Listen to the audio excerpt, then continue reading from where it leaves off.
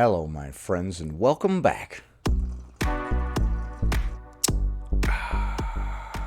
Today, we're going to be taking a look at a clip of a fat activist getting angry that Santa isn't fat enough. I guess jolly old Saint Nick ain't jolly enough for this person. We're also going to be taking a look at several bonus clips, including one where somebody says Fatphobia is making a comeback, and another one where somebody says you wouldn't like your favorite musical artist if they were fat, so be sure to stick around until the end. Before we proceed, please click the like button so that I may apply comb to mustache.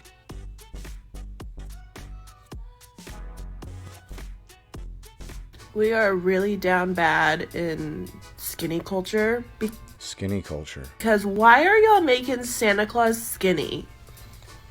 Like, why is Red One, like, Santa Claus and Red One, like, fit and, like, slim? Alright, what the hell is Red One? Alright, I just looked it up. Red One is a movie. After Santa Claus is kidnapped, the North Pole's head of security must team up with a notorious hacker in a globe-trotting, action-packed mission to say blah, blah, blah, blah, blah. Okay, let's see. Santa was... Okay, Santa is skinny. Okay, I just looked it up, and that Santa is very skinny. I don't know why she's getting angry about that, though. She's like, he was the only positive representation we had. Why did I see a Best Buy commercial and Santa Claus was like this like handsome skinny fit guy? Why can't he be hot? So you do not want to see a Santa Claus looking snatched in those boom boom shorts. Come on. Santa Claus is fat. He's always been fat. Yeah, before Ozempic came along. Am I right? He's clearly fallen victim to the Ozempic hype. Like a lot of our other fat positive influencers, which Santa very clearly was. He's dead to me now. He eats like 1 billion cookies every Christmas. Let that man be fat. Why would eating a bunch of cookies make him fat? Fatphobic much? We all know that weight is genetic. Clearly I'm joking. Alright, so personally, that thin Santa does look a little weird. He's all like militant looking. Santa Claus is coming to town. Bitch. Next. Diet culture isn't real. Okay, then explain the food shaming cookie jar. So The food shaming cookie jar? Is that a cookie jar? I thought that was a coffee mug. we manufactured this. He sees you when you're sneaking. Santa was brought into food shaming. Oh, you're getting mad about it? Because it says he sees you when you're sneaking? Body shame is all around us. Nobody can shame you about something that you don't feel ashamed about. Alright, so we dislike the idea that Santa is watching us go off the rails with these cookies. It's almost like anything that makes us feel bad about what we are or aren't doing is fatphobic and problematic. Damn it, Santa, quit watching me when I'm eating cookies. And also at various other times when I need alone time. Weirdo, get out of here! Next. I have bad news. News. How's there an A on the end of news? I think Fatphobia might be like creeping its way back in. Dude, I don't want to say mean things about this person, but Jesus Christ. Maybe it never left. Maybe it was just hidden for a while. But I've been noticing with my eyes and ears that people are getting a little bit too comfortable making big back jokes or like fat jokes again. And Again, did that ever go away? It's funny because for the past couple of years, we've seen plenty of fat activists show us several comments of people giving them a hard time for their weight. In fact, that's one of the things they complain about the most. And then now we also see a lot of them complaining that thin is in is back. Sounds like it didn't go anywhere if people have been continually making fun of you because of your weight. You haven't shown us any supportive comments that you were getting for the past couple of years, so I don't think thin is in ever went anywhere, and I don't think we should call it thin is in. it's just like a little bit distasteful to me. Also like the whole Leo Skeppy thing that just happened. Like, what's happening? I thought... How old is this video?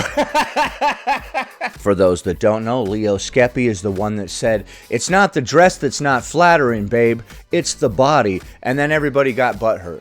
I made a video about that a while back. Here's a link. We were making progress as a society. So, progress as a society equals Everyone should be attracted to me. Instead of trying to change ourselves to make ourselves more attractive to whoever we're trying to date, you were all supposed to change and be attracted to me.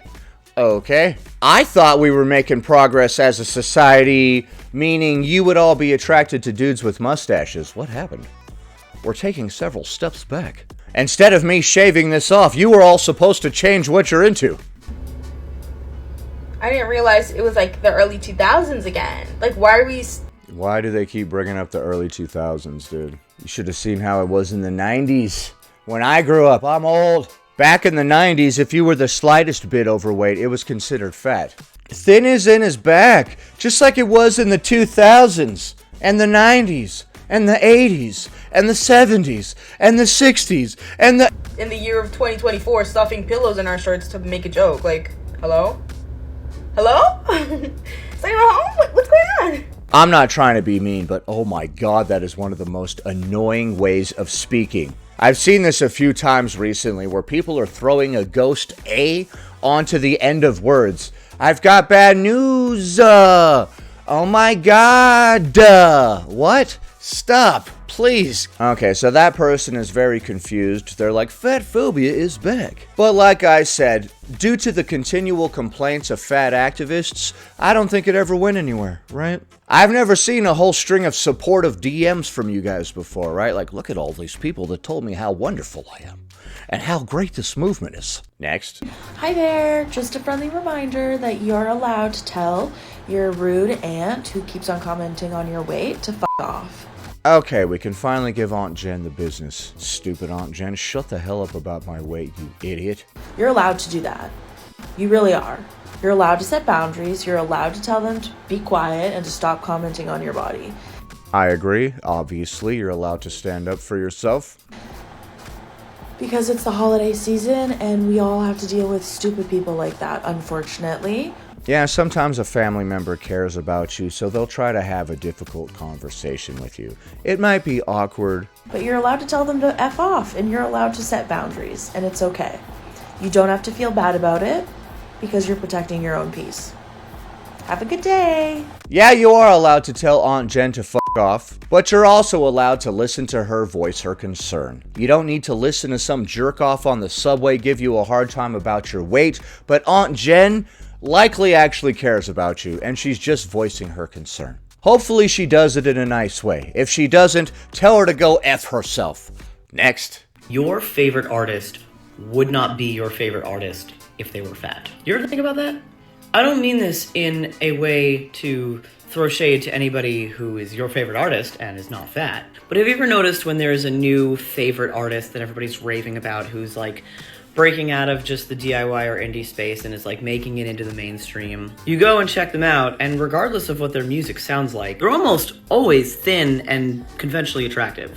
And you're butthurt about that. Okay. You're just butthurt that whatever you look like is not the standard, basically. Now that doesn't take away from the music that they're doing at all, but does it ever just make you wonder, when you look at your list of all your favorite artists, even if they are indie and alternative artists, even if they're making work that is outside of the mainstream, they'll usually have a look that's still pretty attractive to the mainstream. And I can't help but wonder how many great artists are out there making cool work who are not getting the chance to break out of just whatever they're doing, probably online or in person, to share their work with people.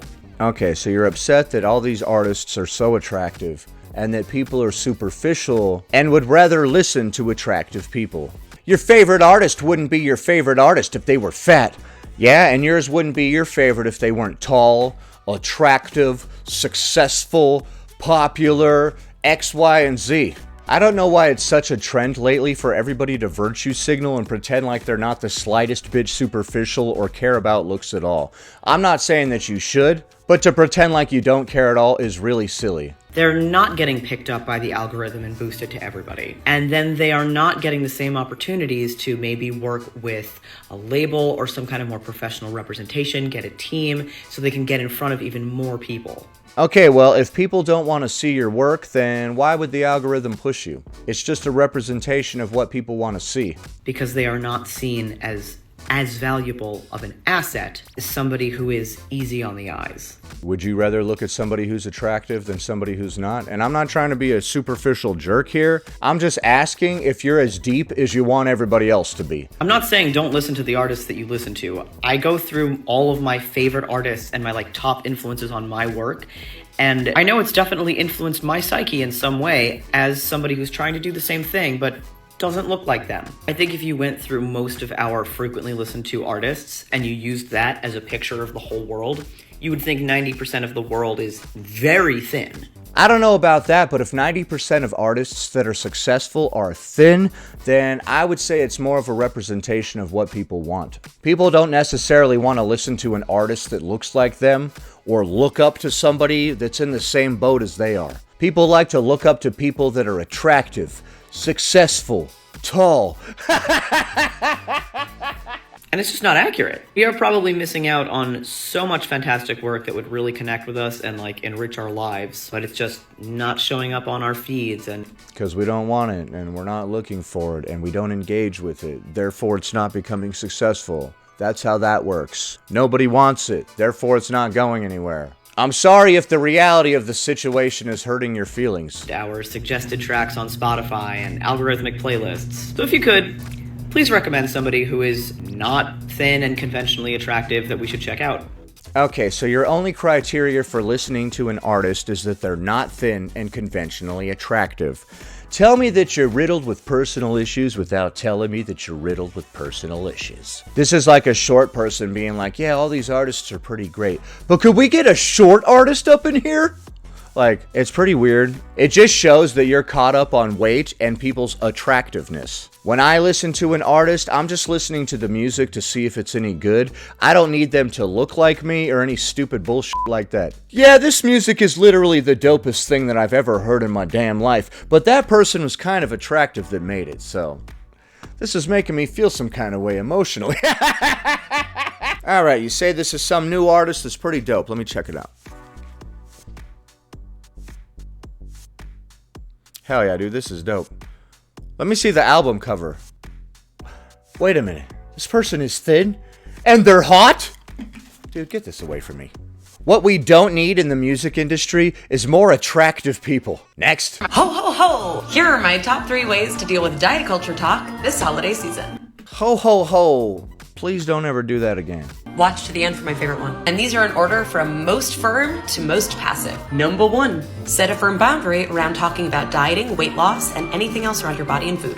A firm boundary around the topic of weight loss. So even if someone else is talking about theirs, we're gonna get butt hurt? You have to be super comfortable with the person in order to do this one, and it really depends on the context. So if you're not ready to do that, I understand. But if you are, it could go something like, I've been working on my body image and my relationship with food, so I prefer not to talk about that today.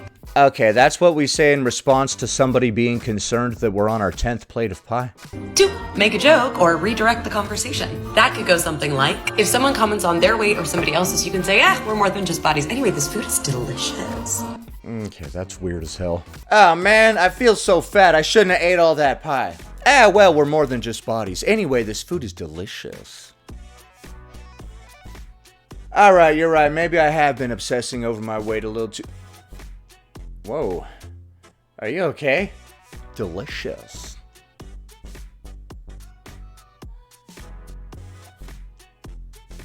Alright, are you having some kind of seizure or something? I know the food is good, but why do you have that weird-ass look on your face? Delicious. Alright, I'll stop talking about my body. Quit being weird as hell. I found that redirect to be very natural and not at all off-putting. Alright, man, get that weird-ass look off your face. And one of my personal favorites, number 3, take a bathroom break. Sometimes it's easier to just walk away. So leave the room, go to the bathroom, take a fake phone call, who cares? Okay. Oh man, I can't believe I ate so much pie. I feel so fat.